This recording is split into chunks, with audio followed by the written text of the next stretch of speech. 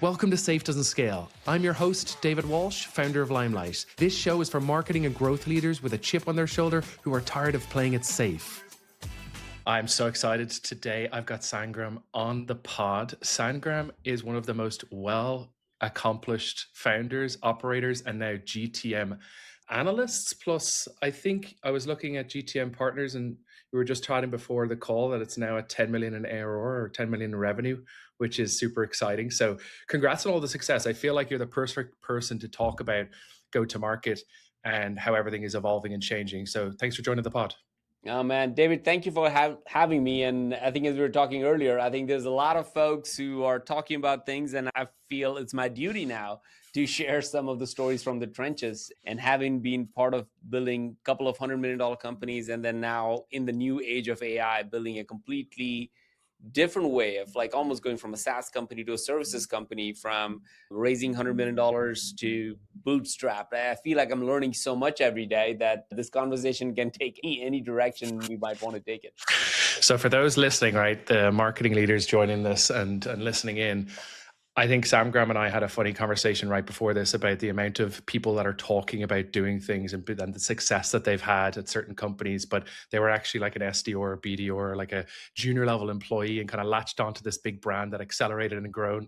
And then they talk about it as if they built it from scratch. So I've got the real operator here, somebody that's done $200 million revenue businesses, Pardot, then Terminus, and now GTM Partners. So where do we want to start? I think, firstly, you've got GTM OS here on your top. I want to start there. Tell us about it.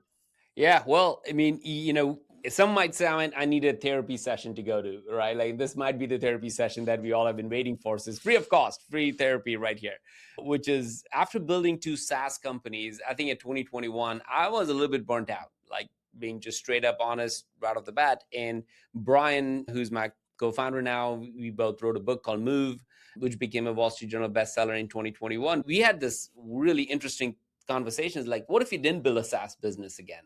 What would it look like? And we said, well, let's just do something. But we've written so much about go-to-market, lived go-to-market for 2 decades. We are not going to go on a beach somewhere, and retire. 2 weeks, my wife was like, what are you doing? Like, just get out of the house and do something. So we were like back into like, what are we going to do? And we started doing some fractional work, some consulting work with knowing the book and all the thing it has done, and immediately realized that there is really no framework that existed that helped understand how to think about go-to-market or even how to define go-to-market or even who owns go-to-market. And I've done over 1,000 talks in the last 5 years. This will be my 10th year speaking at Inbound, which is now Unbound conference. In Boston. And it is so interesting. I'll ask a room, like, how do you define go-to-market? Who owns go-to-market? There'll be thousands of answers. So it forced us to create a framework called GTM OS, which is go-to-market operating system. And it really has 8 pillars, and it really is what actually makes it all work.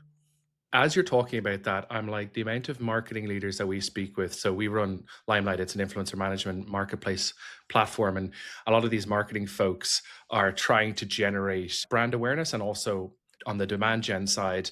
And for example, you mentioned HubSpot, one of our clients, one of our customers, right? We speak with HubSpot and their teams are so disconnected that like they're siloed into different departments, and you ask them about kind of marketing and then you give them an opportunity to turn marketing into lead gen potentially on LinkedIn, for example. And they're like, oh, that's not in my wheelhouse. So one of the concerns or challenges that I have that I'd love to ask you about is enterprise clients, disconnected systems, teams that are sort of siloed. How do you bring them together and get them to work cohesively when naturally they're kind of separated, especially at larger companies? Yeah. The bigger the company, the bigger the problems, right? No doubt about it. At the same time, I think one thing we have realized, David, is that words truly have the power of life and death. And so one of the things we do in our advisory work, and if you look at the go-to-market operating system, I'll use one of the pillars. There are 8 pillars in it, but one of the pillars says brand and demand. And a lot of people throw a fit when they see that. They're like, whoa, no. Brand is different, demand is different, and people are different, and a demand gen person, and like even within marketing, you talk about marketing, sales, CS. I tell you that as a CMO and recovering CEO and all of those things, I'm telling you there's no fractured department than marketing department, because marketing is a silo of silos. The graphic designer doesn't know what a content writer is doing, to what a demand gen person is doing, to what a social media person is doing, what a paid ad person is doing, what an ABM. So there's like all fractured things even within marketing. So it is not no longer about just bringing all these teams together. I think it's really bringing people together for a common point of view and what we're trying to do. So I'll give you two practical examples of it. One is, the first thing we do is that we look at the meetings people have and say, what do you call these meetings?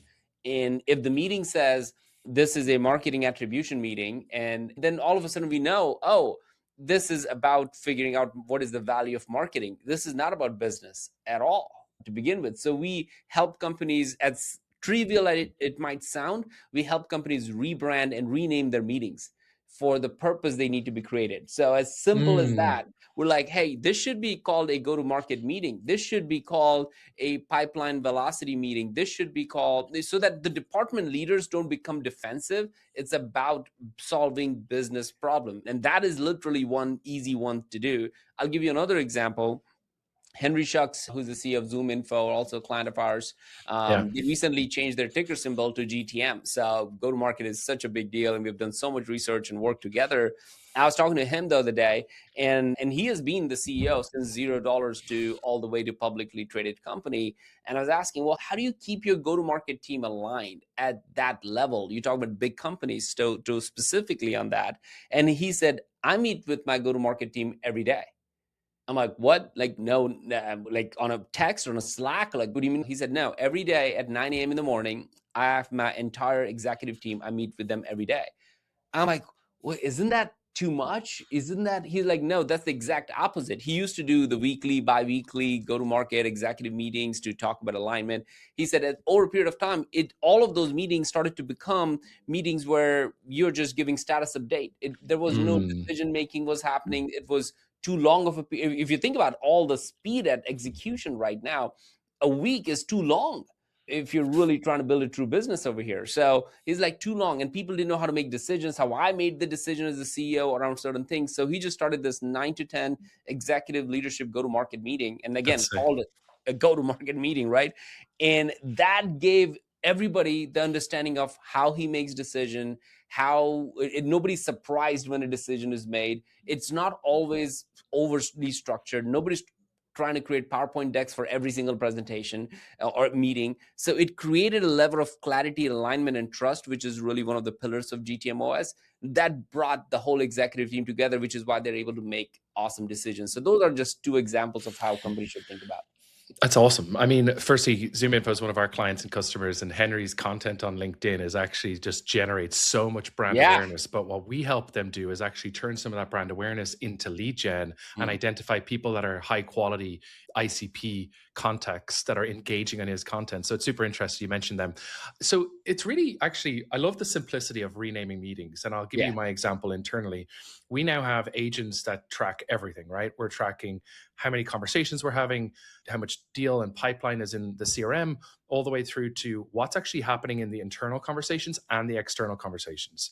And I go to, my agent now and I say, hey, tell me all the meetings that just happened. What are people saying? What are they asking for? That type of thing. And what you're saying is internal meetings, in renaming them isn't just for alignment internally and strategic, like this is what we're discussing. Forget everything else, because I actually think people love to just go a little bit broad and take conversations in different directions when you actually need to stick to the plan, like this is Yeah. what we're trying to accomplish. Renaming them, I wonder if that also helps with analyzing the data with agents, right? When you're actually going into that and saying what happened in this specific meeting, not what happened in the last 10 stand-ups every Yeah. day. It's what happened over the last X amount of time about this specific thing. And it helps categorize, organize the data that could then be analyzed and referenced. Yeah. The naming, a lot of times we think about all the work we do. In reality, David, I think we make things very complicated. And every business is complex. Every business has some nuances of different ways. But when I think about it, David, I think that simplicity takes a lot of effort in making things work. You talk about agents can break, agents can go rogue in a sense where because they over a period of time can have issues, just like in some ways, like, well, this meeting was about this topic and we moved over there. Well, agents, if you set it up the right way, they can learn. And then sometimes you're like, no, agent, don't learn more, just do this thing, right? I want you to do more than X things, but you have to box it. And there is something called as what we call it, like freedom within framework.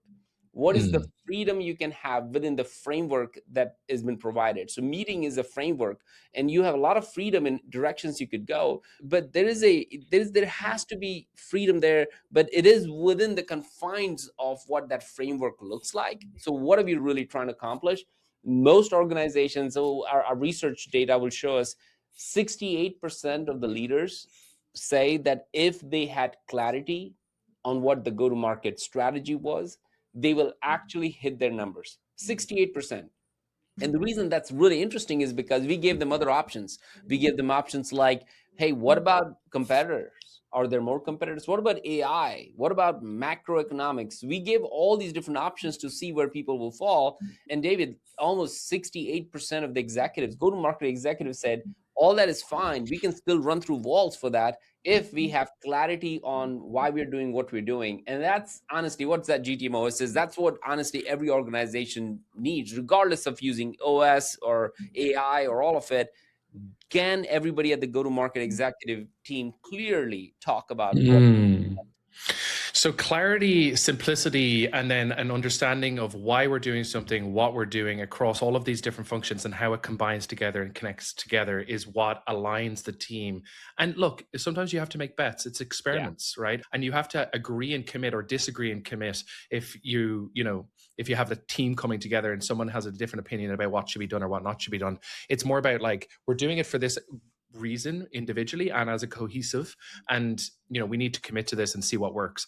Okay, so you're in the rooms with these mid-cap and enterprise clients every day. You're talking about GTM strategy. What are the big bets that people are making, right? What, like, people listening to this, they're marketing leaders at mid-cap companies, they're trying to convince their CFO or their CEO that they want to take these sort of risks or bets. What are you seeing as the priority, and what are some of the bets that these companies are making that you're helping them influence in order to do it, and then maybe even telling them not to do it, right? Like, hey, that actually isn't something that we should be prioritizing.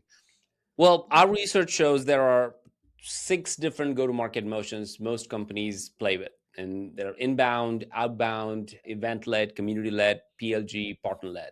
Those are the 6 motions out there in the marketplace. We do, on a regular basis, David, research on how many go-to-market motions are running. And obviously, the bigger the company, most likely they're running all 6 motions in some way, shape, or form. When we dug into it, we found out the most profitable, the valuable, the biggest deal size, if anywhere, if you were to look at it, go-to-market motions that companies need to have. You want to take a wild guess at it? Which one of the 6 is probably at the top? I'm going to say outbound, because it's traditional and it's scalable and it's like people can't get away from it. Yeah. Well, inbound and outbound is where most of the money is spent. For exactly the same reason, because most of us understand inbound and have some way to measure inbound or outbound to see what works, what doesn't work, and it feels more comfortable. It's like a spreadsheet. Like, we are more comfortable in moving things around because we just know the spreadsheet so damn well, right? So, but the one that actually creates the most value for the business, the one especially now, and the one that actually creates the biggest deal size, one might take a little bit longer than anything else, but actually will create the biggest value for business, is partner-led. So partner-led go-to-market motion is by far the most important go-to-market motions we advise companies to think about. And I'll give you examples of this one. When I was running marketing at Pardot, we were like a $10 million company. And when Salesforce bought us, when I went from a $10 million company to a $10 billion company, right? Wow. And I was trying to figure out, well, how does a $10 billion company make decisions? How do they make money? Like, I just wanted to be a student, David. So I just sat in all these things and just leaned in and everything. I just wanted to learn. Like, that's all I wanted to do for the couple of years I was there. And what was interesting is, if you look at the revenue, well, 60-70% of them comes from expansion revenue, right? Like, that's part of their biggest thing. And within that expansion revenue, well, just for people to recognize, that means they don't have to rely so much on net new. So that itself was a revelation for me. Right. Their whole, when they forecast, I was like, how can you forecast billions of dollars coming in? Well, because 80% of that money is already written into the contracts. So they really are forecasting only 20% or less than that. So, oh, that makes sense. It's just big numbers, but percentage wise, only 20% is net new. It's the rest, 70 to 80%. They already know it's in the bank in a way. So I understood how they forecast. But the big revelation for me, which is why we think about partner led now more than ever, is because their biggest deals, their biggest partnerships led to long-term 5-year, 10-year, multi-million-dollar deals were happening all the time. And that's what really made Salesforce so good at Yeah. all the things. And then I looked at HubSpot, the same thing you talked about. There, 60% of the revenue comes from partners because they Wait, enable all the agencies. wait, hold on. I've got so many thoughts on this. I'll start with saying my last company was a HR tech company. I spent a long time in HR tech. I raised a lot of money, grew the business, came out of that depleted, stressed, overworked, what am I going to do next? I don't know. Took some time off and was like, you know what? Like, I hate time off. I want to be busy. So I said, I want to get into marketing and B2B SaaS. And I landed on partnerships. And I was going to launch a similar product to PartnerStack, Impact.com, and these other partnership affiliate because of this exact idea, which is the power of the cohesive ecosystem of your install base and the community that you can build, and the fact that those people can sell to each other. The truth is, the reason I pulled out of it and launched Influencer is because I didn't believe the partnership leader had enough influence, budget, and sway internally at the organization to commit to a large SaaS contract. And I have PartnerStack as an integration today. I know the leadership team. I'm text Bryn on a regular basis, right? We're connected with them. There's many things that we're thinking about in partnership with them. So this topic, when people listen to this, is going to be really interesting for them to understand. So the questions I have: who has the best partnership, go-to-market strategy today in your mind? Like, name a couple of companies, and what does it take to build this? Because as you mentioned, it's a lot of lift to get going, but then I'm assuming that there's some network effects, there's some virality to it, and it can sort of fly. So, like, walk us through who has the best today, and why is it the best? And then I've got another 15 questions on this topic. It's so interesting. Yeah, not many people talk about it because you're just not in the trenches, right? And that, going back to our earlier part, well, if you are an SDR, BDR, and have seen the rocket ship, you probably think it all happened by magic, or, oh, the brand is just so big enough. No, there's all these nuances of building business and how to think about it. So some of the best are the one that we probably already know, like HubSpot is massive. I mean, I remember they were like one of the first investors in my last company, Terminus. And I remember Brian and Dharmesh, their co-founders, meeting them and having this conversation. And I looked at their numbers. I'm like, wow, they were at a point where that company was about to fail. And what really gave them a lot of win was a couple of acquisitions, but most importantly, their pivot towards partners and saying, hey, instead of just selling direct, even though they had inbound massive engine and outbound massive floors of people calling, they enabled their partners, and partners became really the way they build their business, and that allowed them to grow as fast as they have. Again, nobody talks about these things, but these are how you'd see big companies and big deals. And I want to double click on that. They're massive deals. People think about partnerships as like, well, you scratch my back, I will scratch you. That's not the partnership we're talking about over here. These are talking about like, we will be integrated with your business and we will run on it. Another company that did really good at this was Bombora. 5 years ago or 7 years ago, I think now, they came out and they could have been a competitor to ZoomInfo and all of it, but they looked at the space and said, hey, this is a hot space. We have the data. So instead of going and competing with ZoomInfo, what they did was they said, we will be the pipe. So they reached out to us, like Terminus, Demandbase, Sixth Sense, all of us in the ABM category, and said, we will give you the data. We don't need anything. You sell it. Let it be on your paper. Just give us a kickback of X percentage on anybody using our data. Boom. So all of us were selling their data, Bombora's data, as part of all of it. And they never had a single salesperson. They only had partner people. So really does start at the executive leadership level, if it is. So if you're a startup company, may not be something you would be hiring or dealing with unless an executive understands it and goes for it. If you Mm. have hit like 5-10 million in revenue, the only way to scale from that perspective is either through acquisition. Like Terminus, we acquired 6 companies. Oh, sorry, 5 companies. 6 was kind of acquired, but like 5 companies really in about 8 years. So either through Wow. acquisition, or you go through and build tremendous deep partnerships which drives revenue to us. So those are the two big acquisition channels.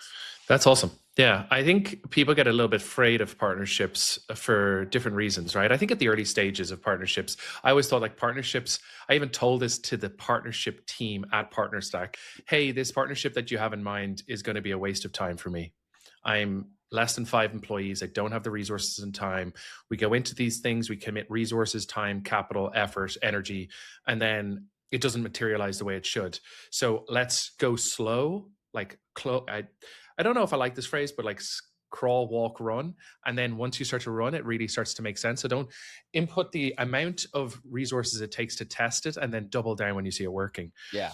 So to transition to call a little bit, I would love to just get your take on content, right? Yeah.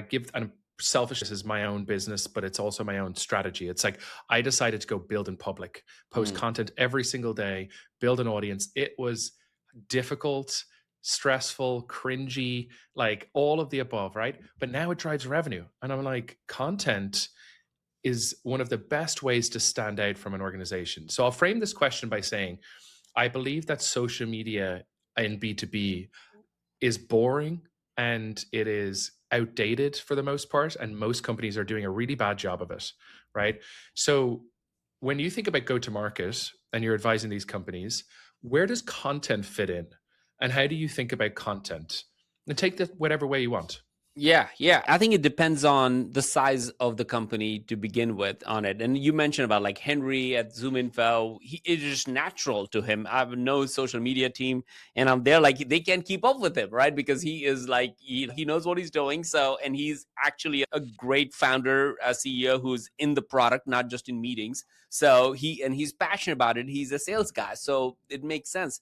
What's interesting about this, I'll take there are two thoughts going in my head. One is the greatest companies in the world, their CEOs were the ultimate marketers and content producers and storytellers.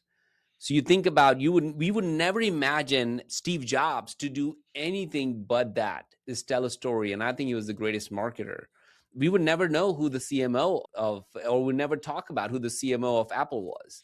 The Hmm. same thing, like nobody really knows who the CMO of Salesforce is, do you? Like nobody even talks about it because Mark Benioff is the person who is representing the brand and doing the marketing of it and storytelling around it.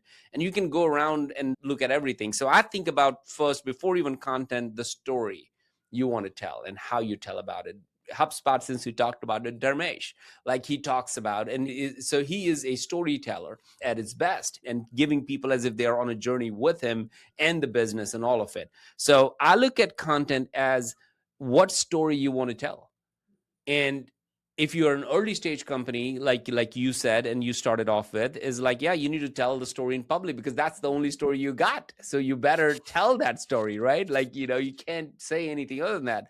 Once you get to a certain point, you can go and like, well, here's how I did it, but here's how I can advise other people. So the content really, people try to create a formula around content and say, well, I'm going to do what David does because it clearly works for David. But the reason it works for David is because he has a story.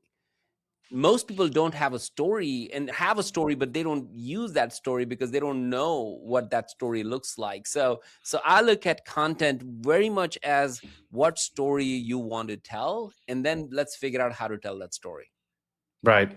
Right. I mean, authenticity is incredibly important, right? And I think when you try force content at a company, it becomes inauthentic, and it's so easy to understand if it's inauthentic. It's also hard to stay consistent with content, high quality, authentic, consistent content. You got to be committed to that. Yeah. But I think the point of it all, in my mind, right, is this market is more competitive than ever, right? Everyone can replicate everyone's product with one shot prompt in Claude, or at least they'll tell you that on their, on news feeds because they write AI slop. But Yeah. I think the question is, how do you stand out from the crowd and go to market today? Like, how do you be different? How do you be unique? What are the things that are actually going to move the needle? And like, people are learning about products in different ways. Yeah. LLMs they're chatting with, podcasts they're listening to like this, newsletters they're reading, news feeds they're scrolling. So the question to you is like, standing out from the crowd, right? Like, how do you do that today? Yeah, I'll give you our own examples right now. So we launched something called as Run on GTM OS. Right, we just are telling this story. So we have over 175,000 people who read that research every single week. I mean, that's the number of Wow. subscribers. We just moved from Substack to Beehive because we are like, now we need a little bit of support and all of those things. So we are on Beehive doing that. But 175,000 people read our research. And the reason it is because, and we haven't done any paid ads, we never take sponsorship for that research or anything like that.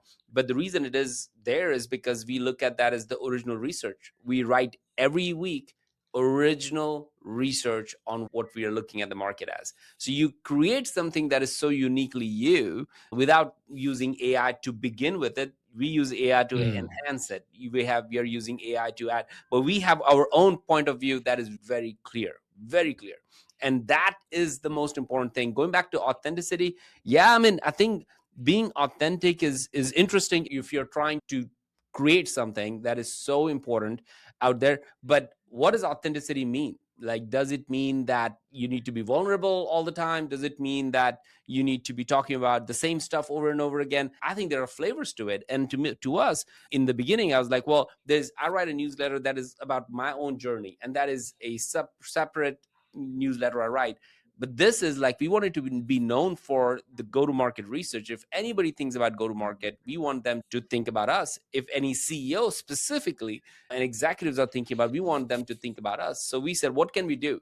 Well, what we can do, we can write a research note as opposed to writing a newsletter, writing a pontification. Every time there's a whole process that goes through it. And in 3.5 years of writing it, 175,000 people read it. And here's another interesting Wow. thing. We had this really, as a marketer, if marketers are listening, like, people are creating blogs right out there and writing. We're like, who's going to go to gtmpartners.com/blog? Like, doesn't, like, I don't know, like, that sounds like 1800s now. So we were like thinking about that. And so 3.5 years ago, we started writing on Substack and now Beehive. And what's interesting about that is, because it's on that and because it's a research note, people started to share it much more than anything else we would have ever done. So all of a sudden, one day, I remember I was looking at the subscribers, and there are 600 people from IBM signed up. I'm like, Wow. in one day. And I'm like, Wow. how are 600 people from IBM? Like, what does that mean? And then we figured out, like, oh, somebody put it in their Slack or whatever the version of Slack they might be using. Hey, this is a great research. Read it in one of their groups. And lots of Mm. people, oh, it's on Substack. So people don't think twice about it, right? They're like, oh, this is a research. I should be in the know. And all of a sudden we have 600 people. So that was like a growth hack in a way that we would have paid lots of money to get It's 600 people. the natural word of mouth virality of just good content, right? People Yeah. want to share with their friends. And it's actually the nature of every single startup or growing company or growing an audience. It's like the moment you tap into word of mouth and people naturally want to share with their friends is the moment that you've got good content, Yeah. it's adding value and they're willing to tell others. It's, that's an age old thing, right? Word of mouth is the most powerful growth engine. Why move to Beehive? I'm curious. I've got my own personal newsletter that I wanted to launch. I set up a Beehive account with this big ambition that I was going to go do it. Stopped at the website build, got stuck there, even wrote some newsletters to get it going, and then I just stopped. What's been your experience? Firstly, why did you move from Substack to Beehive? And then what's your experience on Beehive been like? Well, so far the Substack, it felt like it didn't have the MCP connector, so that was one of the big things that was also helping. But also, we needed support, right? Like, now that you have 175,000 plus people reading your stuff, like, you want to segment it differently, you want to look at things differently. You really needed support at some level in order to figure out what to do, and we wanted to import lots of other things into it. And as we started to look at it, very similar platforms, but the support that we could get from Beehive really made it possible. So we're like, all right, we'll just move. We'll pay $1,000 a month for it to be supported, because it's growing really big. So, like, run on gtmos.com, like, is literally just going by itself every single day. And that goes back to thinking about entrepreneurship and everything, is that To send 175,000 emails a day would cost a lot of money, right? Like for us to use like any other automation solutions and all that stuff. This is our greatest free nurture that we are able to do, because every day people are reading our stuff, right? So that's the kind of growth hack, growth loop that people need to be thinking about when they think about content. I think it's Yeah. not, and then just one other thing on content is, I think LinkedIn has become an LLM. Lot of people think about it, but LinkedIn itself is an LLM. So for people who are starting off with creating content, I think they should just spend 10x more time on commenting on other people's that have a lot of influence and a lot of followership. Because I'm seeing that even when you comment, it shows how many impressions you get on a comment. I don't know if Yeah. it's open to everybody yet, and sometimes there are like 10 times more than when you write a post yourself, that nobody, because it's a starting point, nobody knows what you're doing, and people feel like, oh man, nobody's listening to me, and forget the fact that next day is a new day. So by commenting, I think you actually might be able to get much more engagement and views and all the things that you might be looking for. Well, Sangram, I will tell you, one of the best decisions that I made in starting this business, and I made quite a few bad ones, and as every company, I believe it. you always look back and you're like, okay, that could have gone better. The best thing I did is I interviewed 100 B2B influencers before writing a line of code, found the top 25 of them, made them advisor influencers, and then asked them to critique the product and engage on my content. And Yeah. that's how we ended up growing this community of folks, because I basically became friends with these people, interacted on their content, they interacted on my content, they helped elevate the brand and built an audience. And it's been super fun to build for them. And then selfishly, I want to share something with you probably when it's ready in a couple of weeks, because I'd love your take on this. So we built an influencer marketplace. We help Webflow, Bill.com, ZoomInfo do paid content partnerships with creators across newsletters, YouTube, LinkedIn, X, etc. Then I started to think, what's the future look like? And I wanted to build agents. So I rebuilt everything from scratch. And now we're building agents, and they're going live in a couple of weeks, focused on influencer marketing, customer advocacy, employee social, and social listening. So the idea is to help marketing leaders that are under-resourced, under pressure, to grow channels that are historically very hard to grow or require a lot of headcount, by hiring agents to do the work. It is exciting. I'm excited to bring it to market. I'm excited to market it and sell it. Getting people to adopt these autonomous workflows will be the most difficult part of this. But you know what? We're going to take a stab, and I would love your feedback on it if you're okay. I'll share it with you when it's ready. Shoot it over. Yeah, shoot over what you're building. I think as the research firm, as you can imagine, and what I say is like, hey, just send me a recording of how it works, because I would just watch it when I get a chance. And there's like hundreds of it, like the private equity firms that we work with, where we recommend certain companies to be bought into, the private equity roll-ups that are happening right now, the boards that I'm on. Man, there's just so much innovation happening. I think you got to figure out what's really the story you're telling and the problem you're solving, and getting clear around it. But man, the opportunity is insane. Let me ask you 12 months from now, and then we'll wrap up. And I would love to ask you where people can find you, to follow your newsletter, etc. But 12 months from now, even 24 months from now, where is the company at? What are you making a bet on? What are you trying to accomplish over the next 12 to 24 months? What are the priorities? Twofold. Number one, I think in the next 12 months, I think we haven't done a great job of creating content on anything but the research notes that we have done.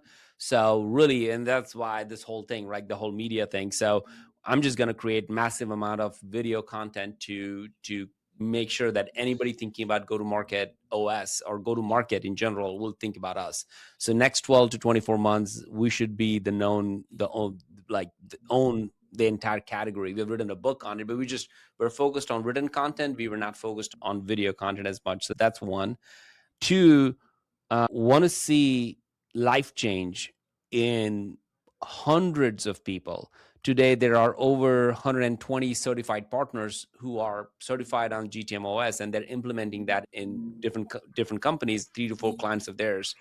And we have folks now in Australia, in the UK, in Canada, and obviously the US. And what's interesting, David, to see that is that these are people who have 10, 20 plus years of go-to-market experience, and they're all of a sudden finding themselves at a crossroad of, should I go AI? Did my playbook that I ran my entire life on not working in go to market? And they're at a crossroads of it.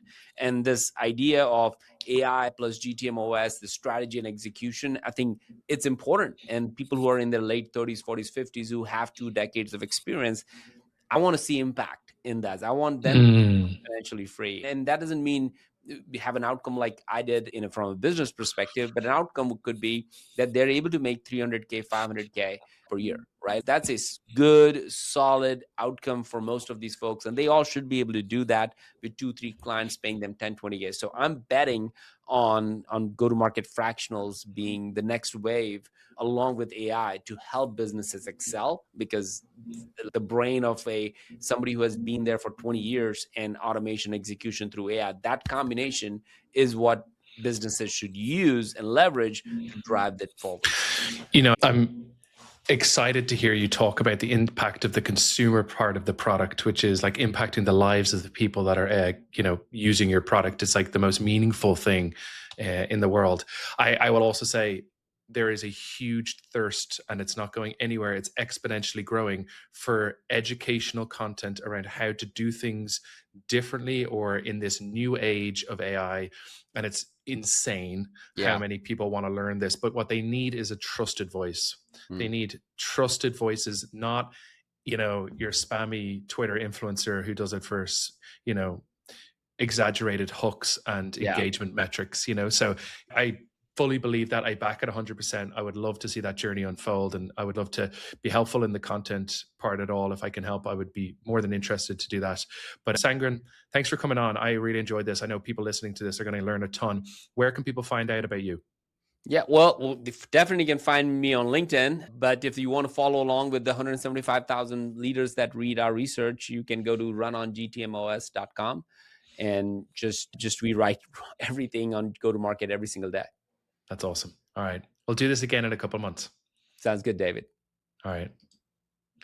Thanks for listening. Don't forget to like and subscribe to Safe Doesn't Scale on Spotify, Apple Podcasts, or wherever you listen. Limelight is the leading AI-powered B2B influencer marketplace and social signals platform. Brands like HubSpot, Webflow, and ZoomInfo use Limelight to power influencer programs at scale. Start your first campaign at limelighthq.com.